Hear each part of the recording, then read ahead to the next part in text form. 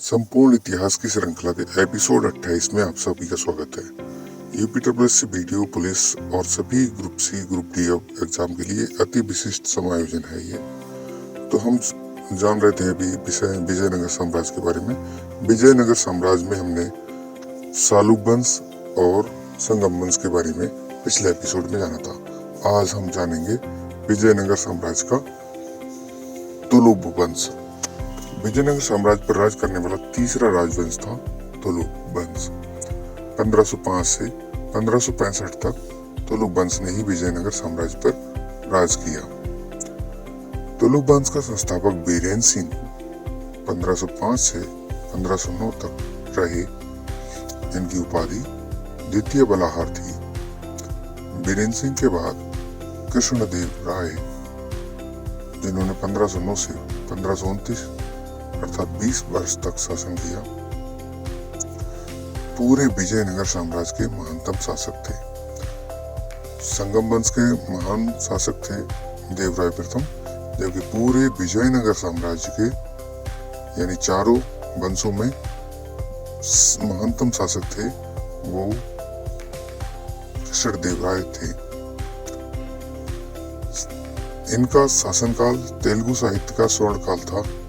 इनकी उपाधियां आंध्र पितामह, आंध्र भोज, अभिनव भोज थी। इनकी पुस्तक का नाम आमुक्तमाल्यदा था। बाबर ने इनकी महानता को तुजुक बाबरी में लिखा है। अनेकों विद्वानों का मानना है कि बाबर दक्षिण भारत में इन्हीं के बहस से आगे नहीं बढ़ा, क्योंकि बाबर ने जिस तरह से इनका वर्णन किया है, उसने कहा है हिंदुस्तान का एक ही सम्राट था उस समय, जिसका नाम था कृष्णदेव राय।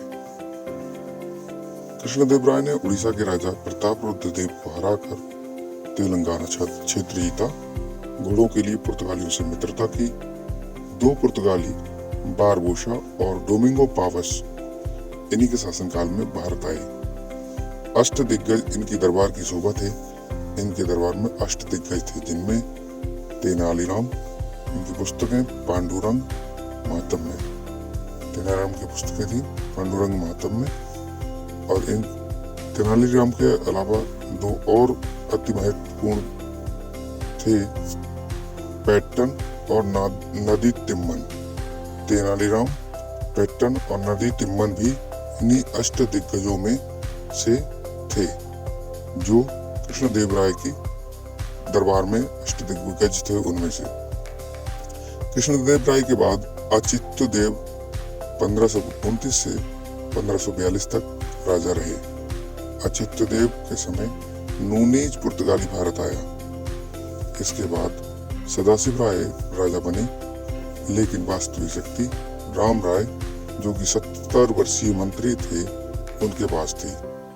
अली आदिल शाह और बीजापुर के सुल्तान, जो पहले सदाशिव की पत्नी को माता कहते थे, बीजापुर के सुल्तान सदाशिव राय की पत्नी को तो माता कहते थे, लेकिन जब आदिल शाह हार गया सदाशिव राय और राम राय से, तो उसने विजयनगर से बदला लेने के लिए एक चाल चली और उसने अपनी बेटी का विवाह बीजापुर के सुल्तान से कर दिया। साथ ही विजयनगर को जीतने के बाद वहां की अथाह संपत्ति का लालच भी दिया। इसके साथ साथ विजयनगर को फतेह पाने के लिए जिहाद का नारा भी अली आदिल शाह ने दिया। इसलिए जो बीजापुर के सुल्तान राजा की पत्नी को मां का समान मानते थे, उन्होंने राजा से गद्दारी करके अली आदिल शाह का साथ दिया और संयुक्त सेना ने युद्ध शुरू कर दिया। अंततः राम राय पराजित हो गया और विजयनगर को लूट लिया। हम्पी को आग लगा दी और मंदिरों को तोड़ डाला। यह युद्ध 23 जून 1565 को राक्षस तांगड़ी नामक गांव के पास हुआ। इसलिए इस युद्ध का नाम राक्षस तांगड़ी और बन्नी ही हट्टी का युद्ध भी कहा जाता है। बरार ने इसमें भाग नहीं लिया। सन 1570 में तिरुमल नामक योद्धा ने पुनः विजयनगर को एकत्र करके राजधानी पेनगुंडा बनाई और एक नए राजवंश अरबीडु वंश की स्थापना की। इसके बाद वेंकट द्वितीय राजा बने।